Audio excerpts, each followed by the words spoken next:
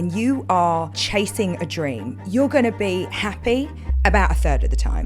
I have lost and failed more times than I've succeeded. We don't talk about that. I felt like it was the end of like my company and my career, but it wasn't. It was just a failure. One of America's richest self-made women, fashion and business powerhouse, Emma Green. I spent such a huge part of my life being so crippled by fear for so long that held me back. It was rough. In October 2016, Emma launched Good American alongside Khloe Kardashian. What started as the largest denim launch in history, Good American is now an iconic, inclusive fashion line of denim, ready-to-wear swim, shoes, and activewear.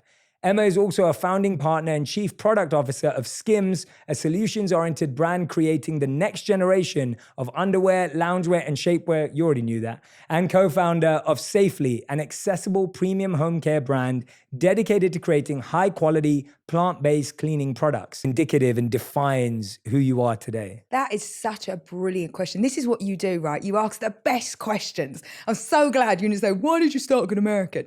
You know, it's so interesting. I come from East London, and, you know, East London is like, you know, it's like coming from like Long Beach, Inglewood, or Brooklyn. Do you know what I mean? It's like, it's the street. It's the part of London that when, you know, if you go back 30 years ago when I was a kid, it's just not the place where you would happily hang out. Mm-hmm. I had a fantastic upbringing there, you know, and I think it's very defining. East London has been very defining of me, my personality. You were really raised to, you know, in a community, to have huge respect for the people around you, huge trust actually for the people around you, but it was pretty devoid of any aspiration and certainly any glamour. And I was one of those kids that just kind of grew up like always kind of looking at what could be next and what was in my future. And I just fell into this like fashion magazine land. You know, it's like I would do my paper route, I'd get the money from that, I'd spend it on an issue of like Vogue or Elle or Marie Claire.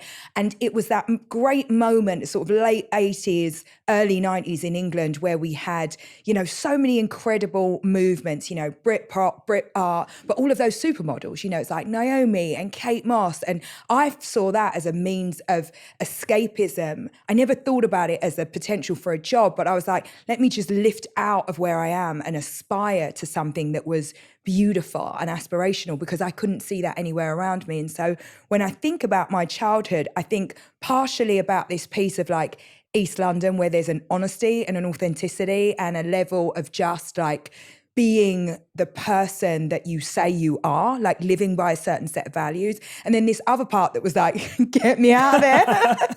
Do you know what I mean? And that's the honesty of it, really. Yeah. And it was like, it was a means to dream. Yeah, absolutely. I love that. And tell me about, you touched on it there, but I want to talk about your first job. And I like doing this with people because what's really interesting to me is people forget, especially when someone's at the peaks of their careers and achieving incredible things. Like when people ask you the question of like, how did you get to where you are?